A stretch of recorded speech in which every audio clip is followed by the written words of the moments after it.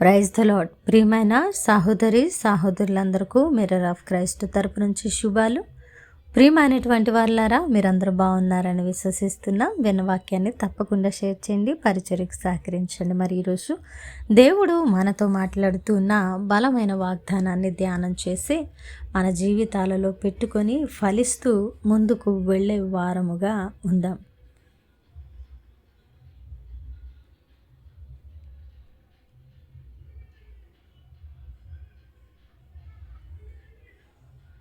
కీర్తనల గ్రంథము 62వ అధ్యాయము 7వ వచనము.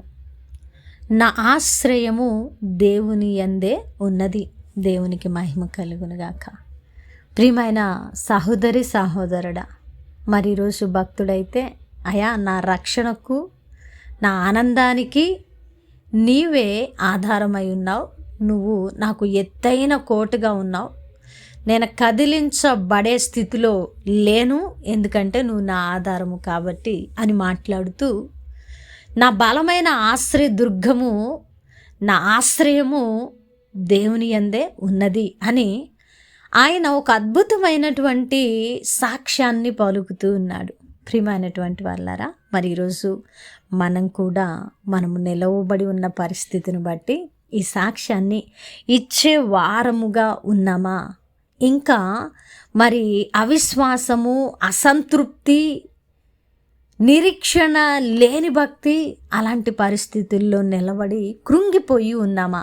హృదయ పరిశీలన చేసుకుందాం.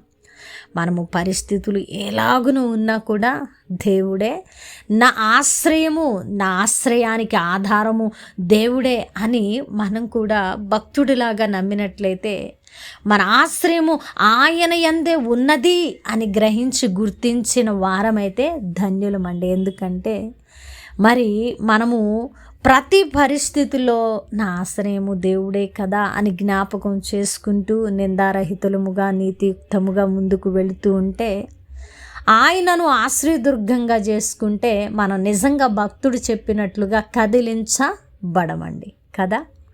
మరి నీతిమంతుడు 7 మారులు పడినా తిరిగి లేస్తాడట. మరి నీతిమంతుడు ఆయన యొక్క దుర్గములోకి పరిగెట్టి సురక్షితముగా ఉంటాడట. ప్రియమైనటువంటి వాళ్ళారా, ఆయన దుర్గంలోకి మనం పరిగెట్టాలన్నా, మనము సురక్షితంగా ఉండాలన్నా, ఆయనే మన ఆశ్రయ దుర్గము అని బలంగా ధైర్యంగా ప్రకటించాలన్నా నీతియుక్తమైన భక్తి అవసరమై ఉన్నది. ఈరోజు భక్తుడు అలాగునే ఈ మాటను ప్రస్తావిస్తున్నాడు. నా ఆశ్రయము దేవుని యందే ఉన్నది. మరి అసలు ఖచ్చితమైన స్టేట్మెంట్ ఇస్తున్నాడు. నా ఆశ్రయము దేవుని యందే ఉన్నది.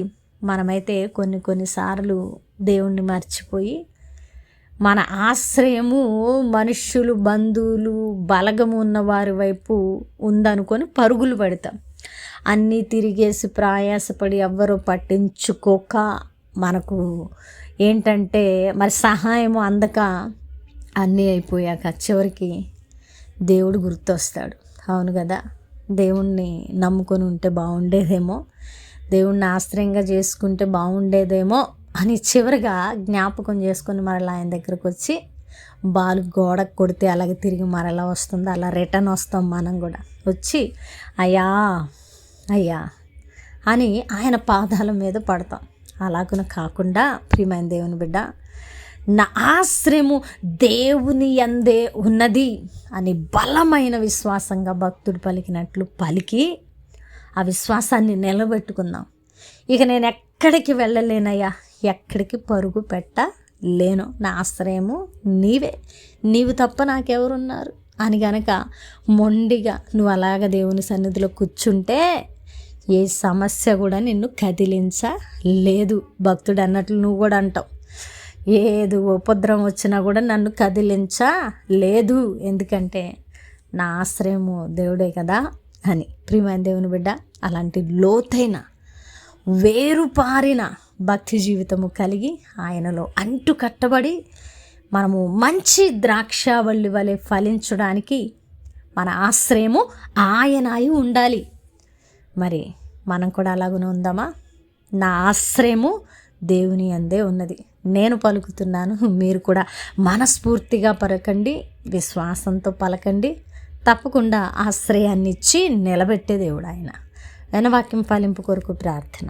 పరిశుద్ధుడా, ప్రేమ కలిగిన తండ్రి, అద్భుతమైన వాక్కు చేత మాతో మాట్లాడి మా హృదయాలను కట్టి బలపరిచారు. అవునయ్యా, భక్తుడు చెప్పినట్లుగా మేము కూడా విశ్వసిస్తున్నాం. మా ఆశ్రయము మీరే, మా కొండ కోట ఆశ్రయదుర్గం మీరే ప్రభా. మేము కదిలించబడమయ్యా అని ఎవరు ప్రార్థిస్తున్నారో వారి పట్ల ఈ వాగ్దానాన్ని నెరవేర్చండి. అలాగే ఈ పరిచర్యకు సహకరిస్తున్న వారిని దీవించండి, ఆశీర్వదించండి. చేస్తున్న ప్రార్థనలకు వారి ఫలము పొందుకునేటట్లు కృప చూపించండి. ఈ ప్రార్థన నజరుడైన యేసుక్రీస్తు నామమున సమర్పించి అడిగి వేడుకుంటున్నాం తండ్రి, ఆమేన్. ప్రియమైన దేవుని బిడ్డ, విన్నావుగా బలమైన వాక్యాన్ని షేర్ చేయి. మరి పరిచర్య భారం కలిగి ఉన్నదని ఎరిగి ముందుకురా. దేవుడు నువ్వు ఇక్కడ విత్తితే అద్భుతమైన ఫలాన్ని ఇస్తారు. దేవుని చిత్తమైతే మరలా కలుసుకుందాం. దేవుడు దీవించునుగాక. ఆమెన్.